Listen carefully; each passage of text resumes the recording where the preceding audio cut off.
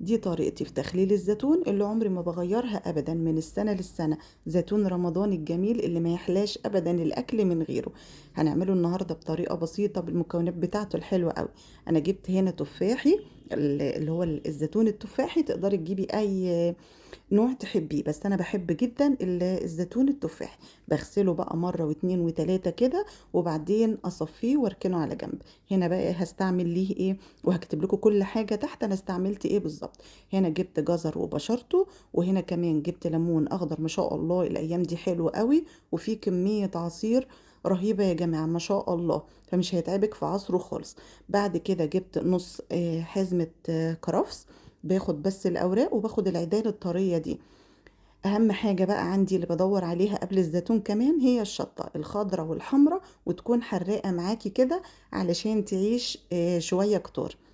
هنا بقى اساسي بحط حبه البركه، وكمان عصفر، وبحط كزبره ناشفه حب، بس دي مش في مكوناته، دي للاخر في الاخر خالص، وهقول لكم ايه فايدتها.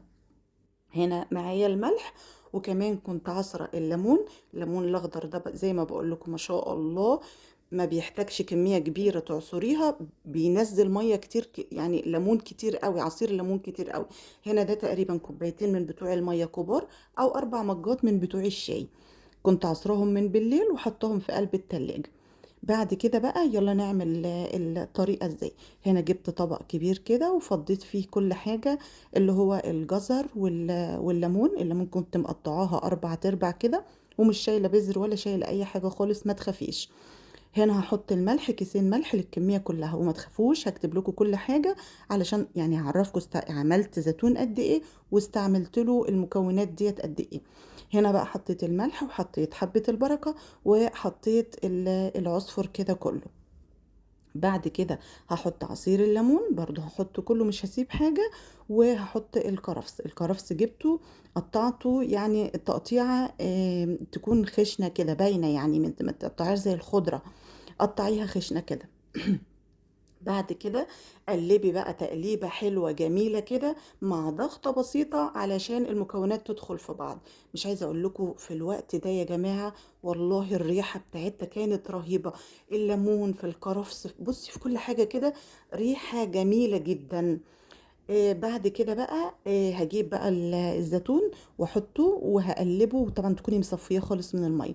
قلبيه بقى كله كده، ادمجيه في قلب بعضه، خلي الزيتون كله يتغلف معاكي من الخلطة الجميلة دي.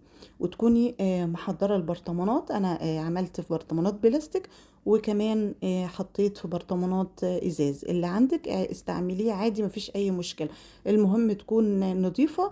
والبرطمانات اللي هي البلاستيك دي تكوني حاطه فيها ميه سخنه كويس وغسلاها ومنشفاها. بعد كده بقى بحط تحت خالص شوية شطة من الحمراء والخضراء، وبعدين بحط عليها زيتون، وارجع تاني احط الزيتون، وارجع احط شطة، وبالتناوب كده مرة شطة ومرة زيتون. والشطة يا جماعة ما تفتحوهاش خالص. برضو الزيتون انا ما بفتحوش خالص. رمضان يعني ان شاء الله فاضل عليه 5 6 شهور، فالمدة دي كافية انها تخلله. انا بعمله على طول كل سنة كده. على ضمانتي اعملوه ان شاء الله هيبقى معاكم زي الفل. لان في ناس بتبقى تشقه، في ناس بتبقى يعني تجيب ايد الهون مثلا كده، او المدق بتاع اللحمة او البفتيك، وتفتحها كده تبقى مفدوغة. ده بيبقى اللي هو يعني المفدوغة دي بالذات بتبقى السريع شوية. اما اللي بتتفتح من الجنب دي لازم بتسود، فانا ما بحبش اعمل كده، انا بسيبه سليم. بعد كده بقى بنزل بمية على بقية الخلطة، وبزود بس شوية ملح كمان، علشان ما يبقاش يعني دلع، يعني الزيتون يبوظ معايا. بعبي بقى في البرطمانات كده كلها، وما تمليهاش على الاخر. باجي بقى على وشها وبحط زيت، عشان يبقى عازل ما بين الزيتون والهواء، عشان ما يريمش معاكي. كمان بحط كزبرة ناشفة، وتغطسيها تحت كده، تنزليها تحت كده تتغرق كلها بالزيتون عشان ما يريمش معاكي. طيب لو لا قدر الله وحصل يعني ان حصل ريم، بيحصل وده نادرا جدا، بتحصل في طبقة الكزبرة اللي فوق ديت، وبتشيليها بمعلقة، ويستحيل انها تكون ان شاء الله يعني توصل انها توصل للزيتون، ما بتوصلش. بعد كده بقى كملت بقية الكمية اللي عندي، وجبت اكياس كده عشان تبقى عازل للهواء، بين الزيتون والهواء يعني، واقفليه كويس. انا بحطه على طرف الحوض علشان هو لسه يعني بيفور شويه، عشان كده بقول لك ما تمليهوش عشان ما ينزلش ميه، سيبيه على الحوض بس على جنب كده عشان تبقي تغسليه، وبعد كده بحطيه في ضرفة المطبخ. ما تنسوش اللايك والشير بقى لو عجبكم الفيديو.